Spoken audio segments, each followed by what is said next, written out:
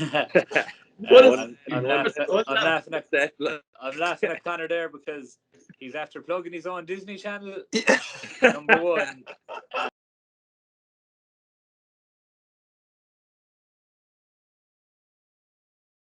Let's begin. Okay, so in this edition of Aldi Rugby Bites, we have Conor Murray, we have Dave Kilcoyne, we have Will Connors, and we're chatting late in the evening in what is, amid the second weekend break of the Six Nations. So, Conor, I'm going to begin with you first of all. You better tell us where you all are this evening, because obviously the backgrounds are very similar. Yeah, we're all in our hotel rooms, socially distanced, which is a sign of the time. So, yeah, I don't think any of the lads are near me in the hallway, so we're quite spread out and safe. Yeah. Or you haven't gone mad and have the same interior designer. And it is late in the evening, so is this encroaching on your Netflix time, Conor? Potentially a small bit, yeah. A few shows. That's all we can do really at the moment. There's not much socialising, so yeah, quite a bit of Netflix going on, I think. What are you watching on Netflix at the moment? Devils, actually, it's on Sky, but a few shows on Disney Plus as well at the moment. What is Disney Plus? What's on Disney Plus? Family Guy. I'm rewatching Family Guy as well. So plenty of options on Disney Plus these days. You've exhausted the Frozen sequels then, yeah? Yeah, absolutely.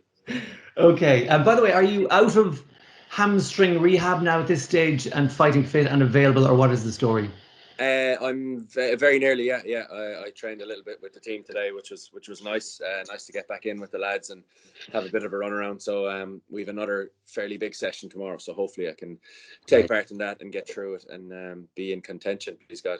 And what is the mood like at the moment? Because Scotland, obviously, they had that brilliant start, very narrow defeat to Wales. Although they haven't played together as a group for a month because of the COVID thing in France. So how should we be feeling about that match? Always a really tough place to go, Murrayfield. Really cool place to go when the fans are allowed in. The atmosphere there is always pretty special. But yeah, they've been really good so far, Scotland. Obviously with the win they had against England, starting off on such a high and narrowly losing to Wales, so they're a very strong side. And for us, we kind of got back on the horse against Italy, and there's a bit of a better mood. Camp, obviously it was a bit tough following the first two defeats, but a bit of a pep in our step at the moment, so hopefully we'll keep going. I want to come to you, Dave, next. The pep in the step, are you feeling that as well? Is there kind of a good feeling at the minute? Oh. I'm laughing at Connor there because he's after plugging his own Disney Channel. Number one. And he normally watches Netflix in the back, so you are encroaching on his time. Right. He likes to pamper himself, does Connor. He always has a bit of a pep in his step in the evenings. Yeah, look, as Connor said, tough after the first 2 weeks losing, but obviously winning the weekend in Rome gives everyone a bit of a lift. To see the fruit of the labours coming to fruition is good. So hopefully we can back it up again in the next 2 games to come. Now, much more important than that is that you are the man for nicknames, I believe. You christened a few nicknames. Your own is like Killer, which definitely sounds like a self-christened nickname. That's just a bit too nice. Yeah, I wish it was. I actually inherited it off my father. So okay, right. He's the original Killer. That's how he introduced himself to everyone. He says, I'm the original Killer, so that's where that came from. Okay, so what does that make you? Or do you go, you're sort of a copycat killer then? Is that? I just take the name to the next level. I've gone international with it. Come here to me. With all due respect to Conor, you are as Limerick as they come. But there's Conor's. You're there's a special, different type of Limerick, I suppose. Ooh, me or Dave. Yeah. I asked a Limerick source tonight. How do I challenge you on the question of true treaty loyalty? And they said to ask you this: which do you prefer, Donkey Ford's or Chicken Hut? Chicken Hut. Which no hesitation. The gravy in Chicken Hut is the best around, and I think Dave has actually been there once or twice too, so he'd be able to tell you, or he'd be able to vouch for it. Hey, It's a toss up between the two of them. They're both very, very good establishments. I was about to say, for those who have no idea what we're talking about, these are iconic Limerick chippers. So, but apparently you're going to be faithful to one, as Conor has just proven. So, chicken hut for the moment. Maybe you'll switch. But by the way, Will, you have a very important job. Are you is this a real thing, the chair of these of socializing? You're the chairman of the social group? Yeah, I'm the chair of it. I run the whole thing. Get a bit of help now from Killer. That's a bit of a touchy subject there now. I'm actually the CEO of the social committee, Oliver. You've got your facts wrong there. So, and I have two helper boys in Craig Casey and Will Connors. So they're my lackeys. They kind of do what I say. But I would be running all the social events. Everything runs by me. It has gone up a notch. It has in recent times since David has been CEO. What? Yeah. Sorry, hang on a second. We have to get this clear. Is this a post that you've taken over from Will, or or what's going on? Another no, touchy he's subject. he hasn't taken it over. Subject. I still am the CEO of the social committee. Any fun had in camp is usually around me, or I'd be running it. So, obviously, due to unforeseen events and my injury, I was out of action. So Finley Beelan was very. Someone had to step up to the plate. So, high. in fairness to Will, he came up and did a mediocre job, and now I'm back to save the day. And we won the weekend, so things are starting to look up. So, what does your job entail now that you've saved the day? What have you done? We have to find out actually who leaked the Craig Casey video of him singing. That's actually quite a serious offence. So there's rumours that Craig Casey actually got videoed himself and leaked it himself to get his Instagram following up. So we're having a court case to find this out. Did it work? It's either him or one of the masseuses residents. So are you saying that you didn't organise? That wasn't part of the social calendar. Craig Casey doing it within the group, and it certainly wasn't part of the plan for it to go as viral as it did.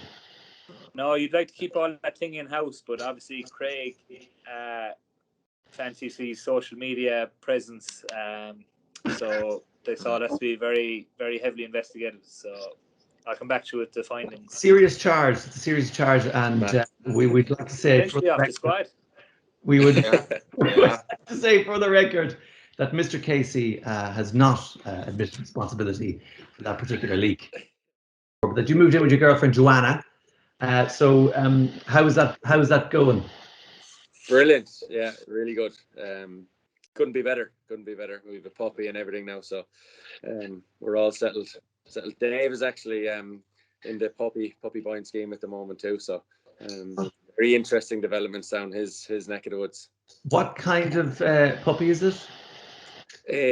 Ours is a Cavapoo called Kevin. So, it's called Kevin. And Poodle, yeah. That's very. Is that kind of a Home Alone reference or something? Yeah, everyone. Anytime anyone asks, yeah, it's Home Alone. It's not though, but that's what people attach it to. But no, he's brilliant. He's yet to be trained. He actually very. I'll jump in there. Very expensive dog and very poorly trained. We were down in the factory the other day, and Conor pulled up with his girlfriend in the car, and she had a scream out of the car that Kevin's that was after all over the seats. The training, yeah. Obviously, the training is not going on as it should be at home. On the to-do list, but he's make you wonder. We don't want to remove his spirit. You see, we want to leave him be himself. So. Okay. Fine line. He trained. He's running free. He has his freedom and everything. Dave, we let you conduct matters if you want at this stage. Have you a dog, Dave? Would I do your job here, Oliver? Would I? Might as I'll well. run the social committee. You're running the social committee. You're doing everything else. I'm going to joke. Yeah, I haven't actually met my dog yet. It's a French bulldog. He's about 7 weeks now, but I'm supposed to collect him after the Six Nations, so I actually can't wait now. So where is the French bulldog? He's with the mother at home in Limerick, and hopefully getting big and strong. Hopefully he'll be well trained. He won't be peeing in my car when I collect him. You're just making to flush the toilet and use. You're just making Matthew do all the work, basically. For that. Basically. Yeah. Through mother. Delegator. He's a good delegator. All CEOs there. That's a posh dog, by the way, isn't it? Which? That's a posh dog, French Very bulldog. posh dog. Yeah. Yeah. Not as posh as the Cavapoo, are they? Much more of a They manly are. dog. They'd be Cavapoo, known. more feminine, ill-disciplined dog. More French. expensive. Your dog is a lot more expensive. Yeah, A lot of definitely. A lot more maintenance. expensive, yeah. Bill, do you want to get in on this conversation since the conversation's just gone downhill? We might as well just. Hey, come here to me, David. I've called you Dave a couple of times now, so you haven't corrected me yet. How does rugby and hurling coexist so peacefully in Limerick? Because they must be fighting among the same pool of talent for athletes all the time. Definitely, yeah. I think they definitely work well together in terms of, I think when Limerick won the All-Ireland in 2017, it gave such a lift to this city, and even it created a bit of envy, I suppose, within Munster Rugby that we wanted to win something as well, so that's obviously great. And then with Artskull, I went to Artskull, would have been predominantly a rugby school when I was in it, and then they started winning Harty Cups, and now a lot of that Limerick team who recently won the All-Ireland, Cian Lynch and likes, a lot of them have come through Artskull as well, so they're managing to balance it well in the city at the moment. Hopefully it can continue, because it does give the place a big lift. It's interesting you said there was envy uptick from the All Ireland 2 years ago, the first one of the two that they won recently. Can you explain that envy a little bit more to me? I know it's probably not like a particularly vindictive one or anything, but there is a genuine sort of competition there, isn't there? Yeah, it's not. It's definitely. I suppose it's not envy. It's it's admiration, obviously, for the amount of work they put in and to get the rewards that they got and they deserved, and it was up there, at the game. I think Conor could have been at it as well. I went with John, a fella I'd be close with him. See grown men cry after the final whistle. They hadn't won it since 1973, so it was obviously a huge thing for all them people, and for all the players, and obviously with Munster, we've been in a lot of semi-finals in Europe of late, and we're destined to try and win our own trophy, so it probably creates a little bit extra hunger and a little extra bite. Do you feel that day is getting a bit closer in Munster? Yeah, you have to, please God, 2 trophies this year. Yeah. And come here to me, Conor, you played GA at some point, didn't you? But not hurling.